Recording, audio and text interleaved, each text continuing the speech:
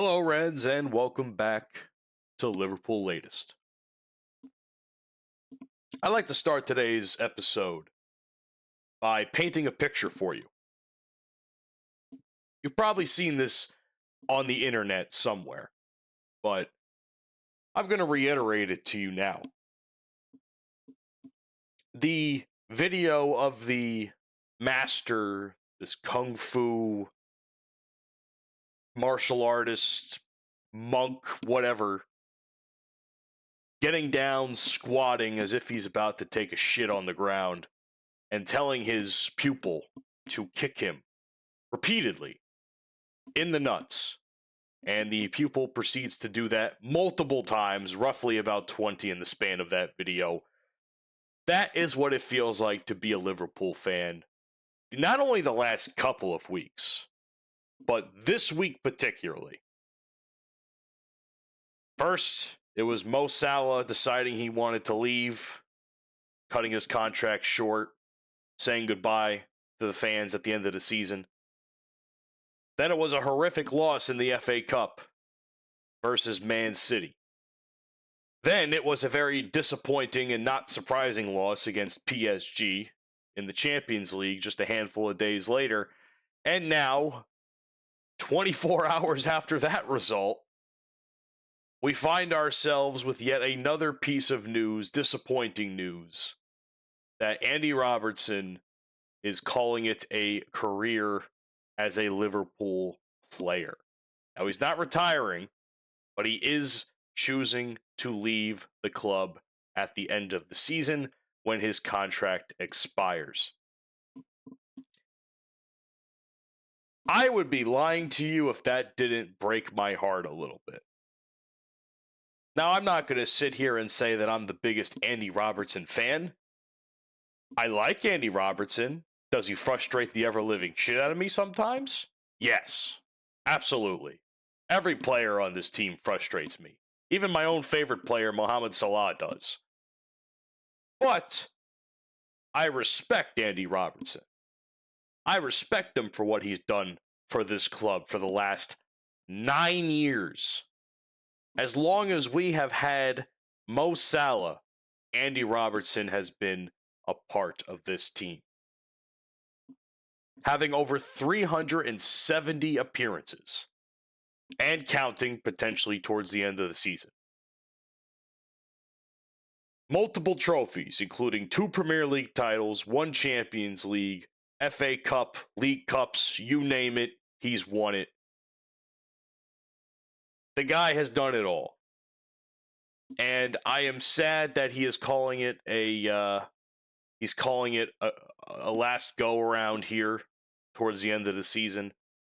But at the same time, this is not surprising. I don't think this should come as surprising to anybody right now in regards to Andy Robertson. I think we all kind of knew it was going to happen. We were just kind of waiting for the announcement. And knowing that his contract was up at the summer kind of solidified all that for us. I would like to get into kind of the why, as to why it makes sense for Robbo to leave. And I don't say this as a hater. Again, I have said this countless times. Robertson has frustrated the shit out of me at times. He has. There have been performances by Andy Robertson that have left me fuming, especially last season when we won the Premier League. But I'm not going to sit here and tell you that he has not been a crucial part of this team's success in the long run. One rough season does not determine a career. And the fact that someone the likes of Andy Robertson has achieved so much with so little spent on him. He came from Hull City for $8 million. $8 million, and the guy has won numerous titles underneath that in the Klopp regime. And as well with the title under Slot. That is an insane fleece, the likes of which you could have never have imagined. Honestly. And it makes me sad as a player, or not as a player, but as a fan of the team, because it's almost like slowly but surely the team is becoming unrecognizable as key players and key members of the team are leaving. It's almost like the New York Yankees team from around the time that they won the championship back in 2009. We had a pretty solid lineup. I could name everybody on that lineup and the pitching. That's how much I paid attention to that team from the late 2010s early into the late 2000s going into the early 2010s. Slowly but surely, that team became unrecognizable to me, and I found it harder and harder to remember players on the team. Now, I don't have this problem with Liverpool because I find it easy for me to be able to watch every game that is available to me, or most games that are available to me. But it is a big shame that Robbo is leaving, and it makes sense for him to leave because, well, let's be fair. He's an aging player. He's 32 years old. Now, I don't know about you, but I feel like this has been a tale for much of the season. Older Liverpool players are getting beat out by younger, faster, stronger talent. The physical demands of the job are becoming more and more taxing for the old core. I can say that for Salah. I can definitely say that for Van Dijk. I mean, he's 3 years older than Robbo, and he's a center back. So, if you ask me, it makes sense for the passing of the guard and the left back position. And I think, personally speaking, that Kirkes has been, while it took time, a fine addition to that position with the guidance of Robertson, when especially he wasn't faring too well in it. And I think slowly but surely he's come into his own, and I can't help but think that Andy Robertson had something to do with that in coaching him in practice, trying to get him into the mindset of what it means to be a defender in his position as opposed to what he did in previous clubs. So, from a personnel point of view, at least we have a true replacement for Andy in that regard. I'm happy knowing that unlike other positions at this moment in time, Andy's position is going to be pretty much solid. Kirkes will continue to improve, I believe. He's a young player. He's a sponge. He should be anyway. And there is no doubt in my mind that he's going to have a very solid career under a Liverpool shirt. There also comes into the emotional and strategic aspects of why this makes sense now to happen. For us, as fans, Robertson signifies the likes of the identity of the team, the intensity, and of course, leadership. As for us, it sucks to see a leader leaving the team, because now there's going to be a void there, the likes of which that may not be able to be plugged for some time. Same thing with Salah. Salah and Robertson leaving is like a double whammy that we hoped wouldn't have happened. It sucks. Those are two leadership guys right there that are leaving, which really only leaves Van Dijk and to some degree Becker as well. But it's tough. It's going to be tough trying to fill that gap. I hope the players we have now are able to come into their own in that regard, but I think it's going to take some time. I think there's still a lot of immaturity amongst some of the players on the team right now. I think Szoboszlai still has some growing up to do in some regards. I think the other players we've acquired are not yet established to call themselves leaders. So it's kind of like, again, the old guard of players that are still there to be the anchor. Hell, I'll even throw Joe Gomez in there. Joe Gomez has been on the team longer than anybody at this rate. how he still manages to have a position is beyond me. And this is no disrespect to him as a player or anything. I just feel like at some point it's going to be the same for him, whether it's this season or next season or whatever. I think his contract's coming to a close, I think, soon. So I don't know what's going on there. But for now, Joe Gomez, as far as like as a defensive end leadership guy, he's like the only other person outside of Van Dijk that can really claim that role. And it's just, again, it makes sense contract wise. When I think once the news of guys like Gravenberch getting a contract and rumored to happen soon apparently is Konate, which I'll get to, I knew deep down that Robertson was going to be one of those guys to not get a new offer.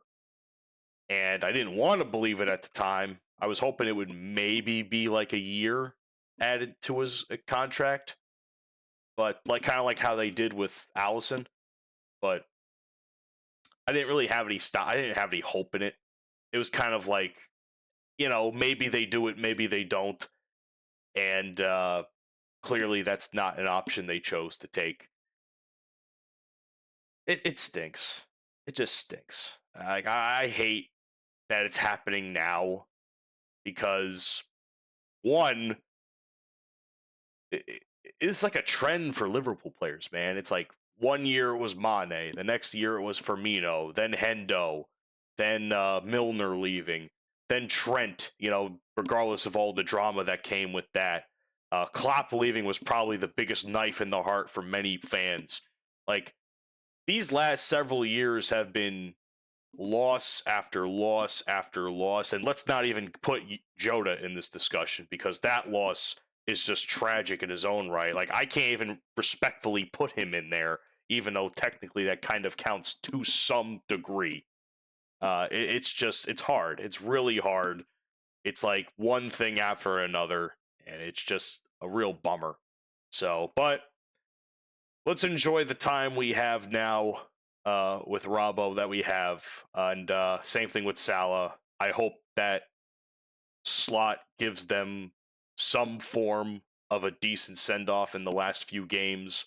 Maybe an appearance in the Champions League at Anfield because it could potentially be the final game for both those players. I just hope they do right by them. 9 years is no, especially in the world of sports nowadays, 9 years is no laughing matter. Most players barely last like 4 or 5 years in professional sports anymore. There's no loyalty. The fact that those guys stayed on that team as long as they have is a blessing. So it's nothing to shoo off. I can tell you that much. So thank you, Andy, for all your years of service. I will certainly be upset to see you wave goodbye to the fans at Anfield in the last game of the season. It's going to be rough. It's going to be a very emotional day for many of us. I can tell you that much. I do have some decent news, though. There is some good news I can put out there into the universe. Apparently, as of today, which is April 9th, 2026, there have been reports from Fabrizio Romano and other outlets claiming that Liverpool and Ibrahima Konate are closer than ever, quote unquote, to agreeing to a new contract.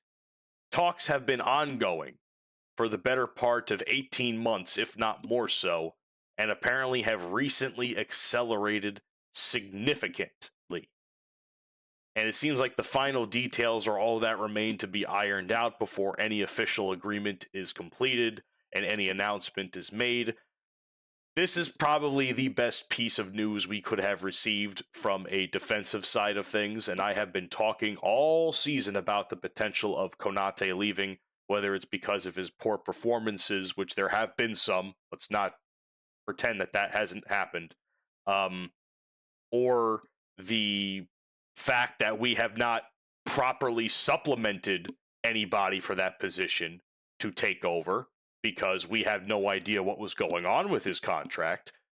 It seems like if this is true and we are expecting a contract announcement with Konate, this matters more than we can possibly imagine.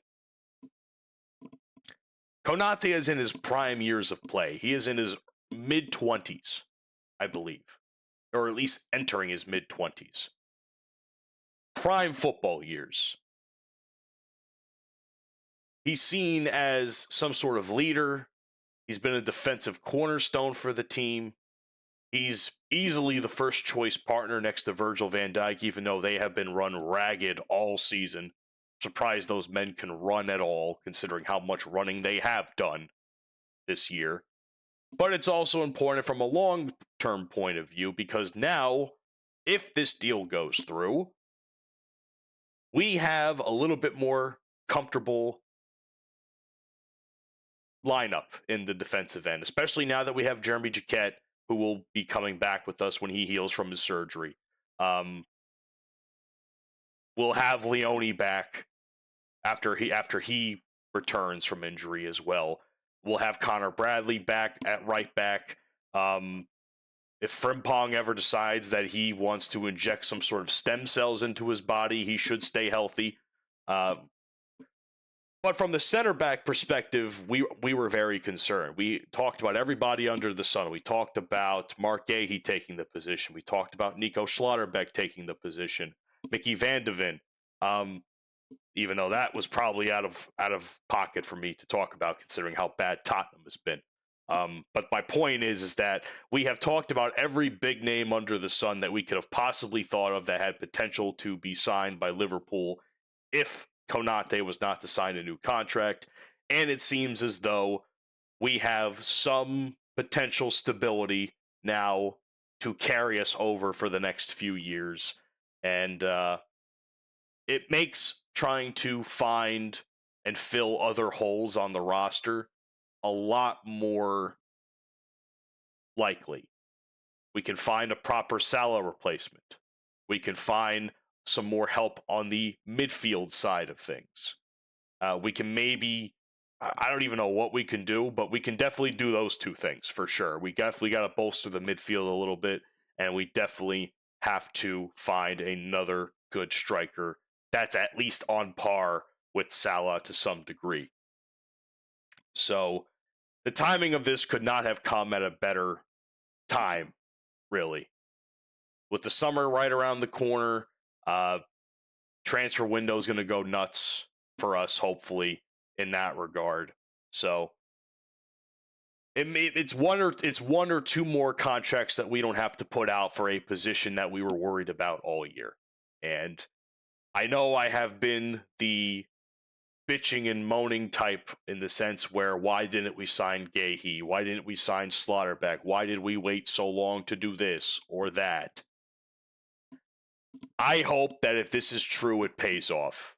And all of that bitching and whining was for naught, because clearly maybe the club knew something we didn't here at Liverpool Latest. So here's to hopefully hearing the news of Konate extending, and we get him for a few more years, and we have someone to take the reins of leadership away from Van Dijk when he eventually calls it time here at Anfield.